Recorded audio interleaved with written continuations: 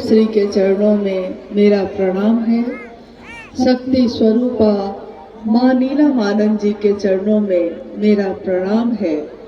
और सीतामढ़ी के रुन्नी सैदपुर की इस धरती पे उपस्थित आप सभी गुरु भाई गुरु बहन के चरणों में मेरा प्रणाम है। मेरे गुरु महेश्वर शिव की असीम दया से यहाँ आने का सौभाग्य प्राप्त हुआ है। आज का ये शिव गुरु महोत्सव वर्षों बाद आहूत हुआ और सीतामढ़ी जिले के निकटवर्ती स्थानों से भी गुरु भाई गुरु बहन इसमें सम्मिलित हुए हैं। बगल में नेपाल देश है, वहाँ से भी काफी गुरु भाई गुरु बहन यहाँ सम्मिलित हैं। हम सबका जीवन शिव का शिष्य बनकर गुजर रहा है और इस जीवन में शिव की सुगंध है। समानता, सहृदयता, शांति सबके जीवन में सचमुच में उतरकर आ गई है।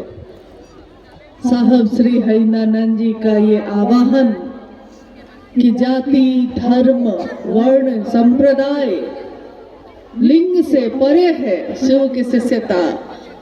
जहाँ सभी चीजें खत्म हो जाती हैं, जहाँ सभी संकीर्णताएं तिरोहित हो जाती हैं, वहीं से शिव की शिष्यता शुरू होती है। शिव की शिष्यता का अर्थ है मानव का मानव से प्रेम करना, जीव का शिव हो जाना, जीव को शिव के तरफ चलने के लिए प्रेरित करना। और आज तक भारत देश या विश्व के किसी भी भूखंड पे जहाँ भी ईश्वर की बात हुई है, जहाँ भी आध्यात्म की बात हुई है, वहाँ पहला नाम शिव का आता है। शिव जो ईश्वरों के भी ईश्वर हैं, महेश्वर शिव। शिव जो देवों के भी देव हैं, महादेव। शिव जो अघोरियों के भी ईश्वर हैं, अघोरेश्वर। शिव जो कपालिकों के भी ईश्वर हैं, कपालेश्वर, महाकापलेश्वर, महामृत्युंजय। काल भी जिससे नियंत्रित होता है, भय को भी जिससे भय लगता है, महाकाल, महाभैरव, नटराज शिव। शिव के अनेक स्वरूप हैं, शिव के अनेक रूप हैं। जिस रूप में जिसने शिव को जाना, उसने शिव को वैसा ही प्यार दिया, वैसा ही प्यार पाया भी। शिव का एक रूप है जगत गुरु शिव का रूप। जब भारत देश में संकीर्णता, अज्ञानता और रूढ़ियों के पास से ये बंधा हुआ था, कहीं भी कोई रोशनी की किरण नहीं दिख रही थी। पूरा विश्व अध्यात्म के संक्रांति काल से गुजर रहा था। उस काल में सन 1980 के दशक में शिव के शिष्य साहब हरिनानंद जी ने आवाहन किया जगत के लोगों को कि जगत का एक एक व्यक्ति शिव का शिष्य हो सकता है। आइए भगवान शिव को अपना गुरु मानते हैं। साहब श्री ने कहा शिव जन जन के गुरु हैं, मेरे हैं, आपके भी हो सकते हैं। मैंने परीक्षा की है, आपकी परीक्षा भी प्रार्थनीय है।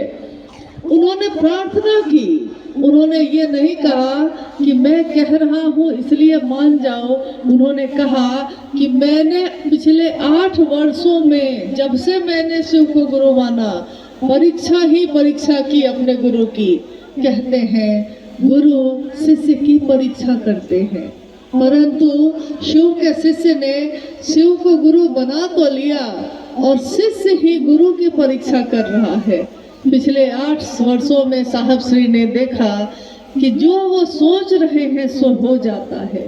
जो वो कहते हैं वो घटित हो जाता है। यहाँ तक कि जो उनकी सोच है दूसरों को शिव की तरफ बढ़ाने की, जो अंतः प्रेरणा जगी है उनके मन में, ये अंतः प्रेरणा कि अगर यदि विश्व का मानव, संपूर्ण मानवीय सृष्टि अगर अपना शिष्य भाव देती है शिव को गुरु मानकर, तो विश्व गुरु शिव को विश्व के मानव के अभ्युदय का भार, उसका उत्तरदायित्व लेना ही पड़ेगा। साहब श्री ने कहा कि मैंने देखा है शिव से सुंदर कुछ भी नहीं, शिव से अच्छा कुछ भी नहीं, शिव से बड़ा मित्र नहीं, शिव से बड़ा कुछ भी इस धरती पे नहीं है। शास्त्रों ने लिखा कि नास्ति सर्व समो देवो, नास्ति सर्व समा गति, यानी शिव से बड़ा कोई देव नहीं है, शिव से बड़ी कोई गति नहीं है। नास्ति सर्व समो रणे, नास्ति सर्व समो दाने, शिव से बड़ा कोई योद्धा नहीं है, शिव से बड़ा कोई दानी नहीं है। अगर महादानी कोई है भी तो शिव है। और साहब श्री शिव के शिष्य ने कहा नास्ति सर्व समो गुरु, शिव से बड़ा कोई गुरु नहीं। अगर कोई धरती पे गुरु है, उसका भी कोई गुरु है, उसका भी कोई गुरु है, तो सबसे अंत पड़ेगा, सबसे आदि होगा, आदि गुरु शिव। उन्होंने कहा कि जगत में रहने वाले अमीर हो या गरीब हो, चाहे वो अलग अलग जाति अलग अलग धर्म के हो, परंतु यदि वो अपना शिष्य भाव देते हैं, अपने मन का भाव चढ़ाते हैं, तो महादेव गुरु के रूप में कोई भेद नहीं करते, महादेव ईश्वर के रूप में भी भेद नहीं करते, महादेव गुरु के रूप में भी भेद नहीं करते, जहाँ सारे भेद खत्म हो जाते हैं। इसीलिए एक रिक्शा चलाने वाला भी महादेव के दरबार में गले से लगाया जाता है, और महलों में रहने वाला भी महादेव के गले से ही लगता है। ये शिव की शिष्य की दुनिया ऐसी दुनिया है जिसमें सदियों से सताए लोग यहाँ सीने से लगाए जाते हैं। दरबार में सच्चे शिव गुरु के दुख दर्द मिटाए जाते हैं, जहाँ जाके हमारे दुख और दर्द मिट जाते हैं, जहाँ पहुंचकर हमारी पीड़ा तिरोहित हो जाती है, खुद ही खत्म हो जाती है। हम भूल जाते हैं हमारे जिंदगी में क्या दुख है, क्या गम है, जिसको हम भूल जाते हैं जब महादेव का सानिध्य प्राप्त करते हैं। उसी महादेव को अपना गुरु बनाने की बात साहब ने कही। साहब श्री हरिनानंद जी ने जो इस संक्रांति काल में आध्यात्म का बिगुल बजाने वाले हैं, और जिन्होंने कहा कि मानव का मानव से प्रेम करना ही धर्म है। धर्म हिंदू मुस्लिम सिख ईसाई नहीं होता, धर्म वो होता है जो एक मानव धारण कर सके, और धारण करके जिसके कारण जीवन बढ़ सके। संप्रदाय आपस में बांट सकते हैं, परंतु मानव का धर्म अध्यात्म सारी रंगीनियों को एक कर देता है। आध्यात्म रंगीनियों पर निर्भर नहीं करता, आध्यात्म की रोशनी हर इंसान में एक ही होती है। हमारे रगों में खून एक ही तरह दौड़ता है, हमारी सांसें एक ही तरह से चलती है, हमारे दिल की धड़कनें एक ही तरह से धड़कती हैं, हमारा जीवन जो चलता है एक जैसा ही है। अगर आप ना कहिए तो किसी को पता भी ना चले कि कौन किस जाति का है, कौन किस धर्म का है, हम बताते हैं। परंतु जब साहब श्री के जीवन में एक क्षण, एक पल ऐसा आया जब आकाशवाणी हुई, और आकाशवाणी में उनसे पूछा गया कि तुम जो करते हो दूसरों को करने के लिए नहीं कहते हो। साहब श्री ने कहा कि मैं उस समय डिप्टी कलेक्टर था, मैं कह सकता था कि मैं डिप्टी कलेक्टर हूँ, मैं कह सकता था कि मैं अमुक व्यक्ति हूँ, मैं हरिंद्रानंद हूँ, लेकिन मुझको कुछ भी याद नहीं रहा। मुझको बस इतना ही याद रहा कि मैं शिव का शिष्य हूँ और मैं शिव का शिष्य बनाता हूँ, शिव का शिष्य हूँ और शिव शिष्य बनाता हूँ। इस परिचय के अलावा मुझको कुछ भी याद नहीं रहा कि मैं कौन हूँ, कहाँ से आया हूँ, कहाँ को जाऊंगा।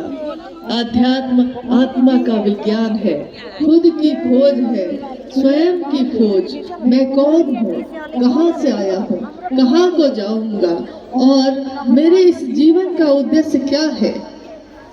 जब शिव की शिष्यता की व्याप्ति हुई थी, उससे पहले उसकी पृष्ठभूमि में यानी शिव की शिष्यता आज जो व्यापक है, जिसकी व्याप्ति दिख रही है चारों तरफ, जहाँ जाइए वहाँ शिव का शिष्य मिल जाता है। जहाँ जाइए हाथों में रुद्राक्ष के कंगन वाले गुरु भाई गुरु बहन मिल जाते हैं। इससे पहले जब ये व्याप्ति हुई भी नहीं थी, उस समय साहब श्री ने पृष्ठभूमि में उसकी तैयारी शुरू की थी कि विश्व का मानव शिव भाव से भर सके, ये पूरी धरती शिवमय हो सके। इस तैयारी में उन्होंने काफी पीड़ा भी सही, काफी कष्ट भी सहे। साहब कहते हैं कि जब से चला हूँ चलता ही जा रहा हूँ, बस चलता ही जा रहा हूँ और इस धरा धाम पे आया हूँ। मेरे जीवन के इतने वर्ष बीत गए हैं, एक दिन सबको यहाँ से जाना होता है, मुझको भी जाना होगा। धराधाम से सबको जाना ही पड़ता है, परंतु मैं जब से यहाँ आया हूँ, मैंने अपने जीवन में इसके सिवा कुछ भी और नहीं चाहा कि शिव हमारे आपके सबके गुरु हो जाए। मैंने चतुष्टय कोई कामना नहीं की। मैंने अर्थ, धर्म, वित्त, काम, मोक्ष किसी चीज की कामना नहीं की। मेरे मन में एक ही कामना है कि हर व्यक्ति सचमुच में शिव का शिष्य बन जाए। इसके सिवा मैंने शिव से कुछ नहीं मांगा। दुनिया ने शिव से मांगा, दुनिया ने शिव से अपनी मनोकामनाओं की पूर्ति मांगी। उन्होंने उपवास किया, साधना की, उपासना की, मंत्रों का जप किया और महादेव से मांगा। महादेव ने औढ़रदानी के रूप में, ईश्वर के रूप में, समदर्शी होने के रूप में सब कुछ दिया, परंतु महादेव का एक रूप जो ज्ञान देता है, जो ज्ञान दाता का स्वरूप है, उससे विश्व के मानव नहीं जुड़े। साहब कहते हैं कि मुझको पीड़ा है इस बात की, जब इतना सुंदर गुरु है तो क्यों नहीं शिव को ही अपना गुरु बनाया जाता है। और गुरु कोई हो, चाहे वो शरीर में हो, चाहे वो शरीर से परे सूक्ष्माति सूक्ष्म स्वयं ईश्वर हो, गुरु भेद नहीं करता। जो शिष्य बन के जाता है वो किसी जाति का हो, किसी धर्म का हो, किसी वर्ण का हो, अमीर हो, गरीब हो, कोई हो, गुरु ज्ञान देने की जिम्मेदारी वहन करते हैं और कोई भी शिष्य बनकर शिव को गुरु बना सकता है।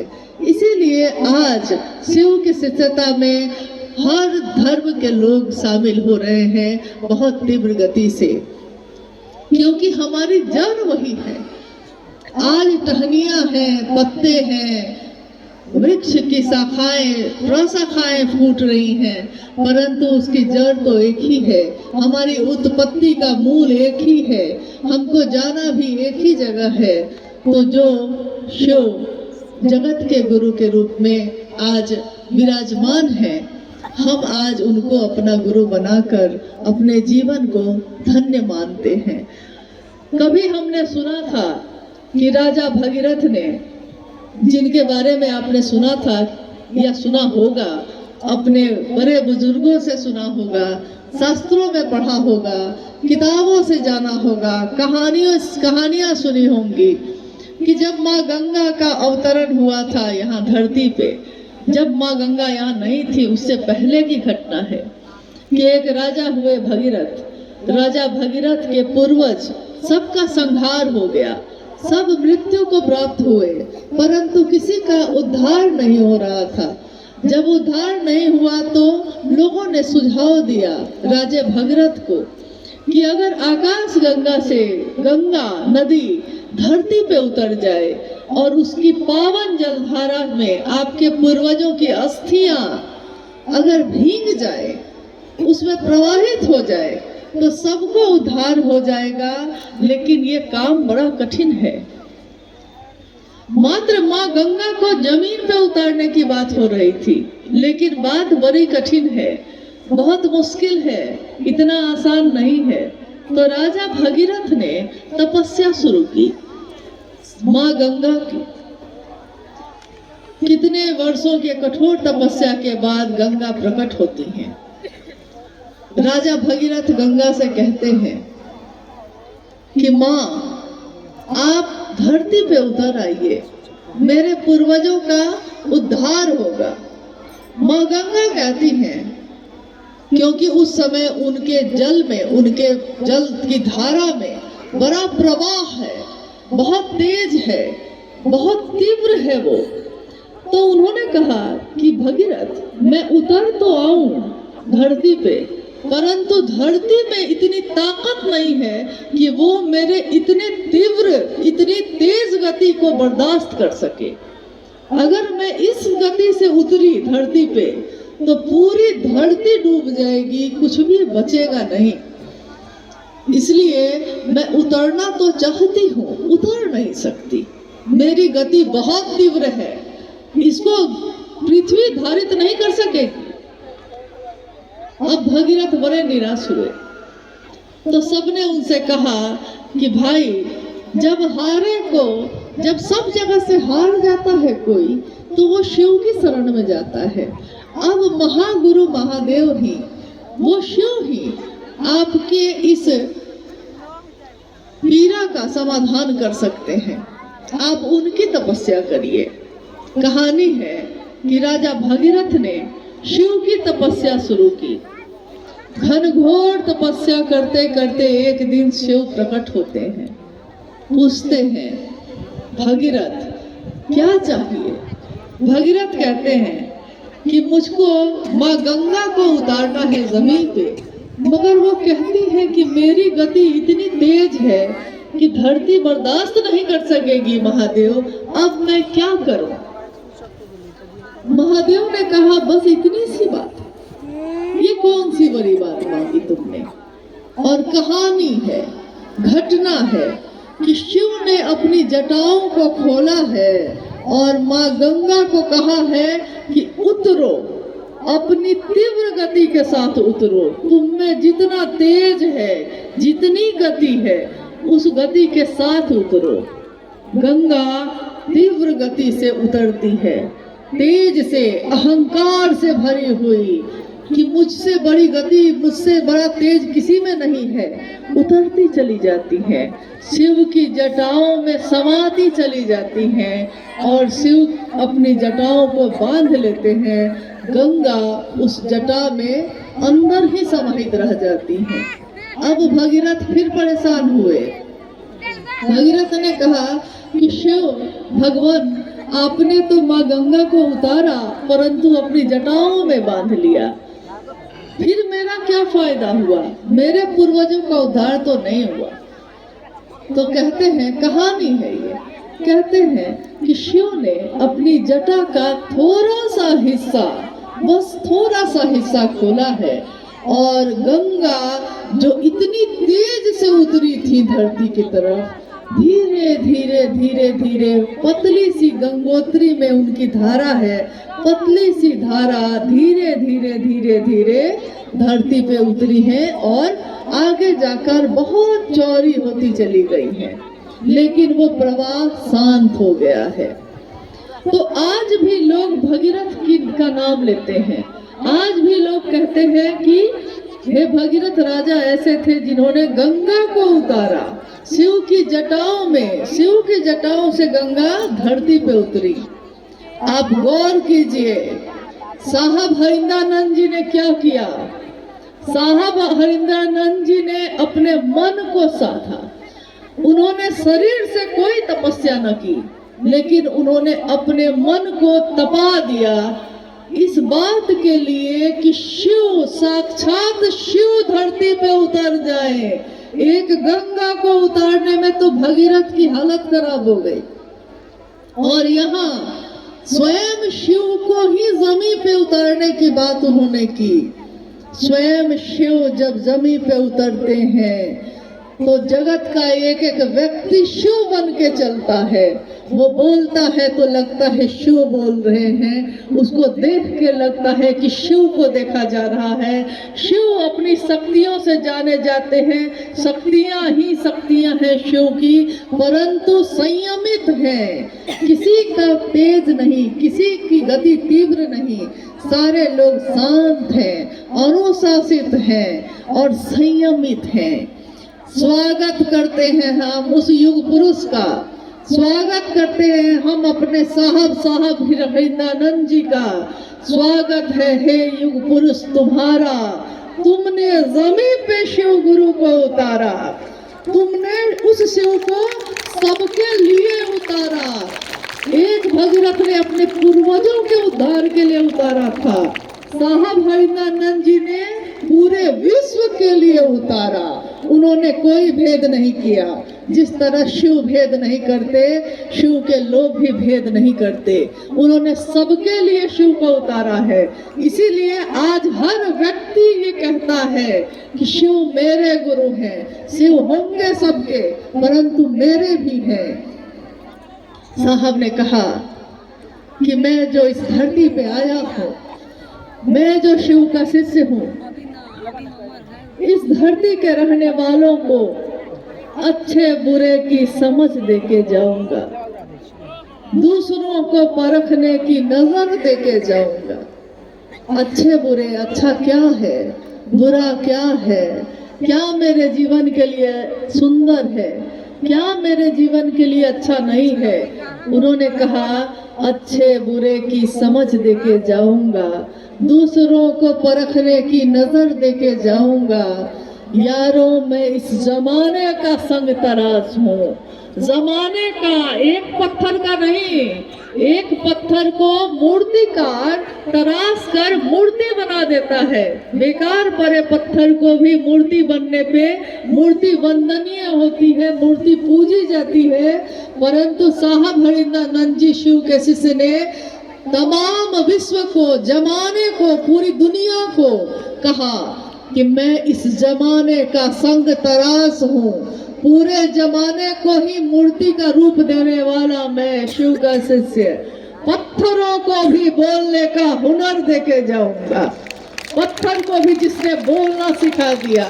हम लोगों के जीवन में जो हमारा जीवन शून्य था, कोई जीवंतता नहीं, कहीं कोई हलचल नहीं, हम जी तो रहे थे, बस अपने जीवन को काट रहे थे। उस जीवन को एक लक्ष्य दे दिया, एक उद्देश्य दे दिया। लक्ष्य विहीन जीवन एक जानवर जीता है, परंतु इंसान, उसको अगर एक लक्ष्य मिल जाए तो इंसान में इतनी ताकत होती है कि अगर उस इंसान को आध्यात्मिक ऊर्जा मिल जाए तो आध्यात्मिक ऊर्जा के संचरण से वो चंद्रमा पे भी पहुंचता है, वो मंगल पे भी पहुंचता है, वो अंतरिक्ष में भी विचरण करता है, वो आकाश में उड़ना सीख जाता है, वो पाताल में जाना सीख लेता है, वो समंदर में सुरंग बनाना सीख लेता है। अगर आध्यात्मिक ऊर्जा हो तो वो धरती के सारे लोगों को एक सूत्र में बांधता है, जिस तरह साहब श्री ने, माँ नीलम आनंद जी ने अपनी ममता के सूत्र में हमको आपको बांध दिया। अलग अलग पत्थर हैं हम, अलग अलग मोती हैं हम, सबके अलग विचार हैं, सबकी अलग सूरत है, सबकी अलग सीरत है, परंतु अलग अलग सूरत और सीरत के लोगों को उन्होंने धागा एक ही है, एक धागे में पिरो दिया।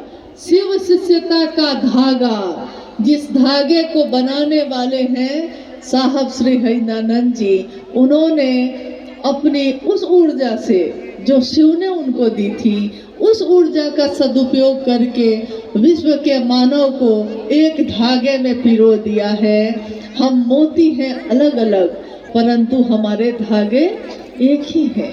एक ही धागे में पिरोए हुए हैं हम। उसी तरह जिस तरह रोशनी होती है आकाश में जब, तो हम देखते हैं कि तारे हैं, सबकी चमक है एक जैसी। तारे अलग अलग हैं परंतु चमक सबकी एक ही है।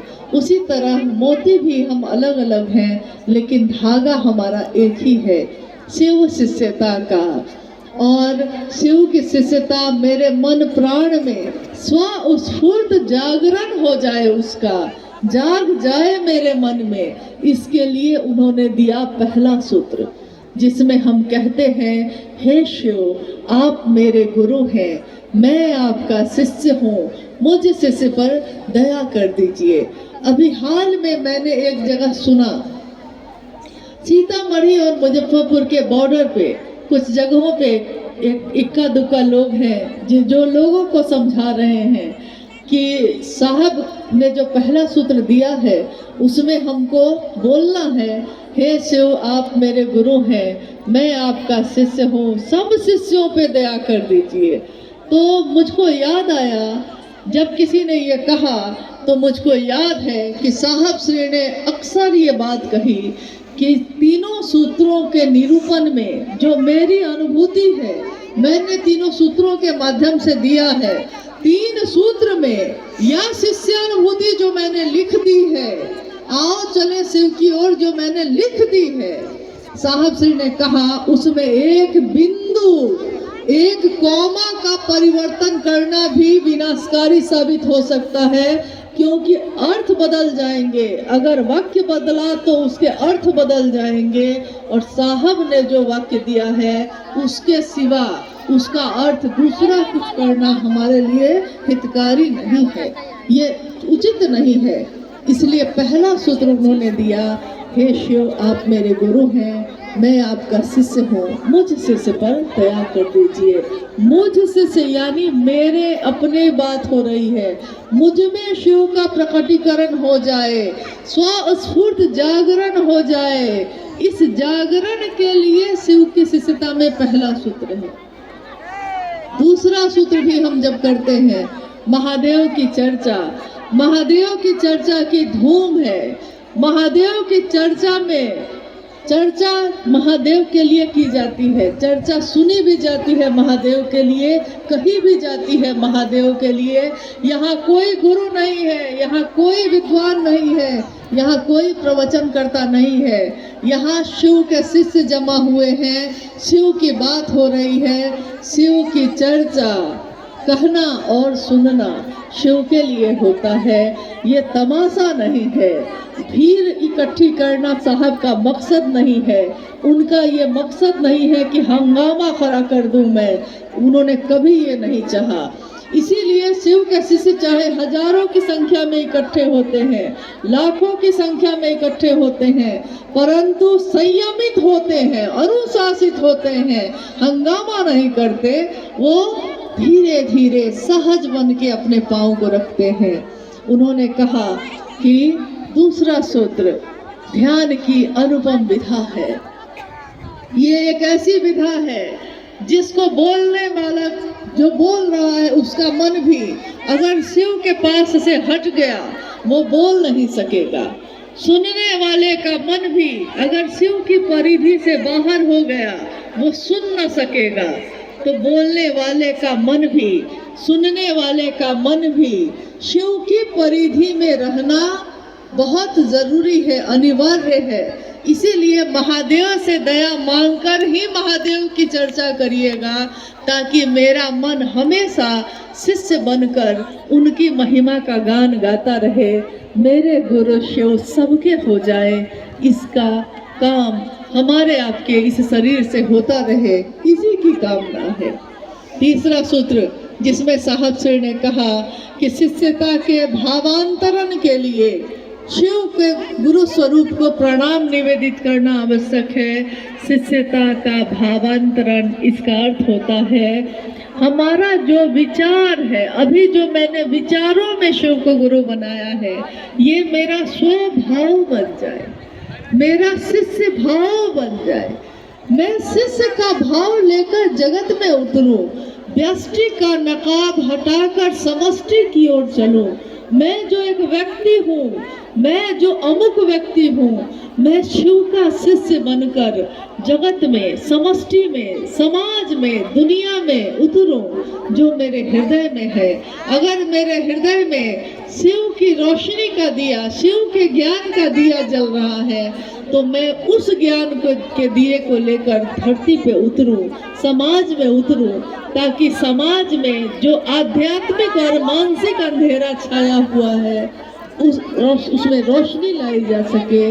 वो अंधेरा स्वतः दूर हो जाता है रोशनी के आने से।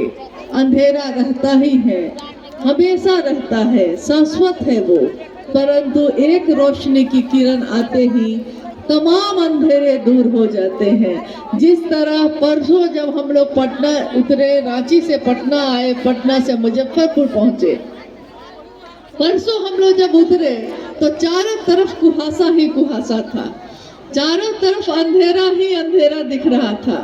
गाड़ी जो चल रही थी उसकी रोशनी भी बड़ी मुश्किल से कुछ दूर तक दिख रही थी, और उसी समय से हम लोग मन ही मन इस बात की प्रार्थना करने लगे कि महादेव का काम है, पता नहीं महादेव की दया कैसी होगी, कैसे इस कार्यक्रम को निकाला जा सकेगा, लोग कैसे सुरक्षित आएंगे, लोग कैसे जाएंगे।